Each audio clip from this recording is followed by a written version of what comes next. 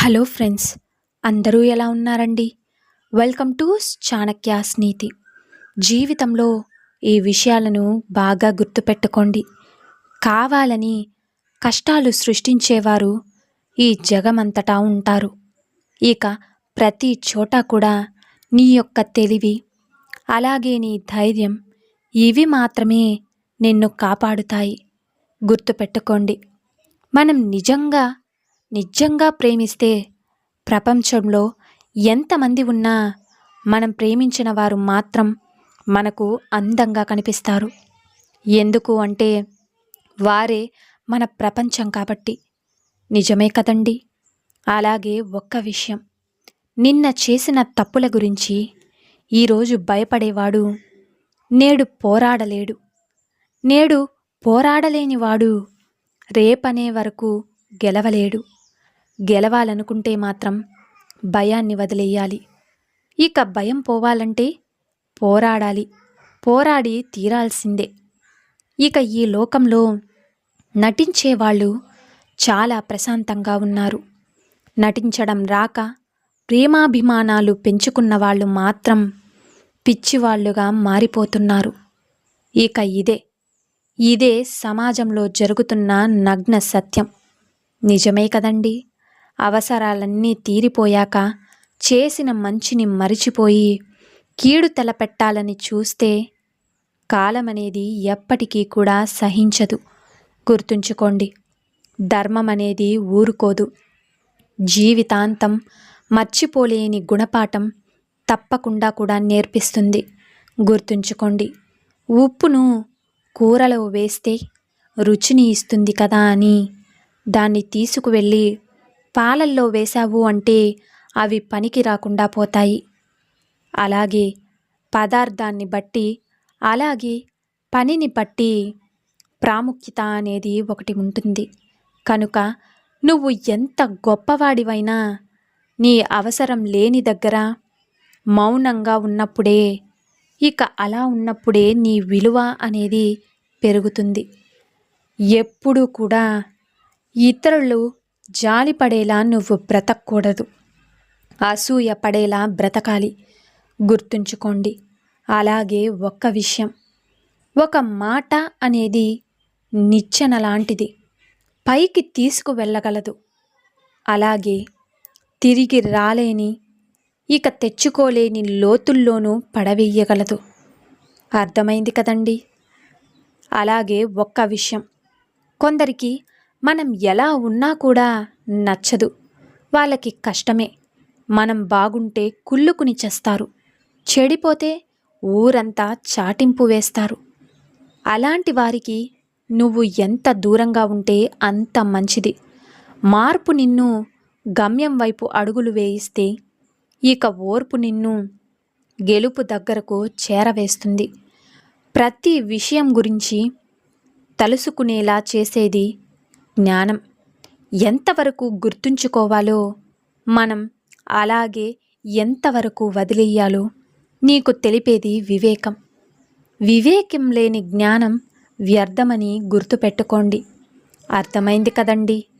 ఆశించి జీవించే వ్యక్తిలో నటన ఉంటుంది. అలాగే ఏమీ ఆశించకుండా జీవించే వ్యక్తిలో ఆత్మీయత ఉంటుంది. గుర్తుపెట్టుకోండి. ఇక ఉదయం లేవగానే నిన్న నువ్వు చేసిన తప్పులను ఒక్క క్షణం గుర్తు తెచ్చుకో. మళ్ళీ ఆ తప్పులని పునరావృతం కావు. కోపం అనేది మన నీడ లాంటిది. నీడతో పోరాడి ఇక ఎవ్వరూ కూడా గెలవలేరు. అర్థమైంది కదండి. తన గురించి బాధపడమని ఏ గతం కూడా ఎవ్వరికీ చెప్పదు. అలాగే తన గురించి భయపడమని ఏ భవిష్యత్తు కూడా అడగదు. తన యొక్క కళ్ళు, చెవుల కంటే కూడా నాలుకకు ఎక్కువ విశ్రాంతినిచ్చేవాడు అందరికంటే కూడా ఎక్కువ ప్రశాంతంగా ఉంటాడు.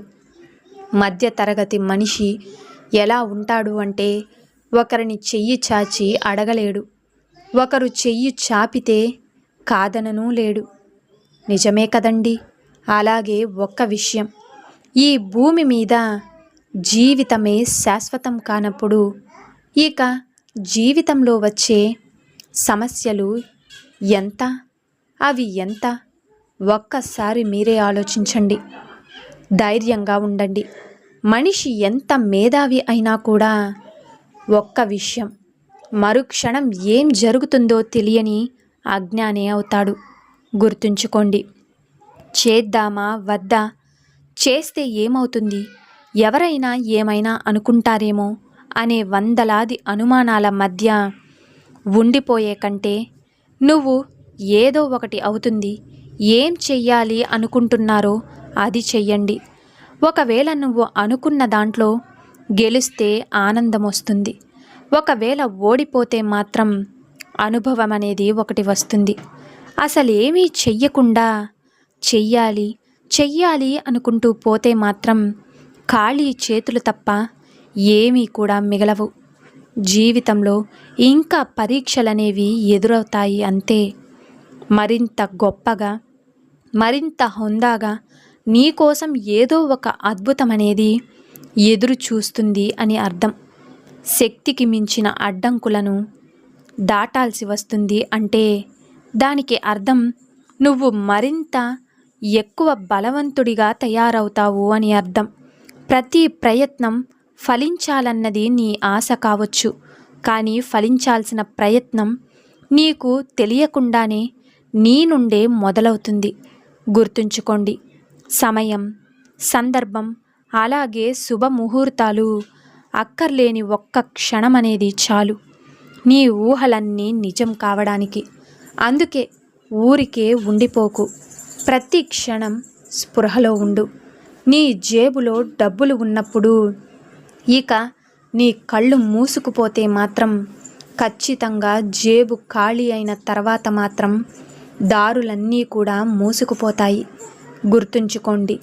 చిల్లర సవ్వడిలో పడి రేపన్న రోజును మర్చిపోవద్దు ఎప్పటికీ. జీవితం ఒక్క రోజుతోనే, ఇక ఒక్క నెలతోనే, ఒక్క సంవత్సరంతోనే అయిపోదు కదా. సుదీర్ఘ ప్రయాణం అనేది చెయ్యాలి. గుర్తుపెట్టుకోండి. అలాగే ఒక్క విషయం, జీవితం మనకు అన్నింటినీ నేర్పిస్తుంది. కింద పడడం, దెబ్బ తినడం అన్నీ. అయినా పడడం అంటే ఓడిపోవడం కాదు, దెబ్బ తినడం అంటే అలాగే ఉండిపోవడము కాదు. నువ్వు దెబ్బ తిన్నది అక్కడే ఉండిపోవడానికి అస్సలే కాదు కదా. లేచి నడవడం కాదు, ఈసారి పరిగెత్తు. పరిగెత్తితే మళ్ళీ పడిపోతావన్న భయాన్ని వదిలేయ్. ఎందుకు అంటే కింద పడినా మళ్ళీ లేవడం నీకు తెలుసు కాబట్టి. ఎన్ని ఎదురు దెబ్బలు తగిలినా కూడా ఈసారి నీ పరుగును మాత్రం ఎప్పటికీ ఆపకు. ధైర్యంగా ఉండు. నాకు ఒక్కడికే ఎందుకిలా జరుగుతుంది అని నీ మీద నువ్వే ద్వేషాన్ని అనేది పెంచుకోకు. 1,00,000 రూపాయలు సంపాదిస్తూ ఒక్క క్షణం కూడా ఇంట్లో కూర్చోలేకపోతున్న మనుషుల్ని ఒక్కసారి చూడు. 100 కోట్ల రూపాయల ఆస్తి ఉండి స్థిమితంగా కూర్చుని 4 మెతుకులు తినలేని వాడి దౌర్భాగ్యం చూడు. ఎప్పుడూ వ్యామోహంలో బ్రతుకుతూ లేని దానికోసం ఏడుస్తూ కూర్చుని ఉన్న ఆనందాన్ని గుర్తించలేని మనుషులని చూడు. నీకేం తక్కువ? నెలకు ఇంత సంపాదన, నువ్వు, నీ కుటుంబం, ఇంతకంటే ఏ ఆస్తి ఉండదు కదా. కాబట్టి హాయిగా ఉండు. నీకు రావాల్సింది నిన్ను వెతుక్కుంటూ వచ్చి తీరుతుంది, వడ్డీతో సహా. గుర్తుపెట్టుకోండి. ఇక అర్థమైంది కదండి. సో చూశారు కదండి ఇవాల్టి వీడియో. ఈ వీడియో మీకు నచ్చిందని అనుకుంటున్నాను. నచ్చితే చిన్న లైక్ చేయండి. అలాగే మన ఛానల్ ఎవరైనా స్టార్టింగ్ చూస్తుంటే సబ్స్క్రైబ్ చేసుకోవడం మర్చిపోద్దండి. ఇలాంటి చాణక్య నీతి మరిన్ని మోటివేషనల్ వీడియోస్ మీకు నోటిఫికేషన్ రూపంలో రావాలంటే పక్కనున్న బెల్ సింబల్ని క్లిక్ చేయండి. అలా చేస్తే నేను పెట్టే ప్రతి వీడియో మీకు నోటిఫికేషన్ రూపంలో వస్తుంది. So thank you for watching friends. రేపటి వీడియోలో చాణక్యులు గారు ఏ మంచి మాటలను, ఏ మంచి సూక్తులను మనకి చెప్పబోతున్నారనేది మనం రేపటి వీడియోలో అయితే తెలుసుకుందాం.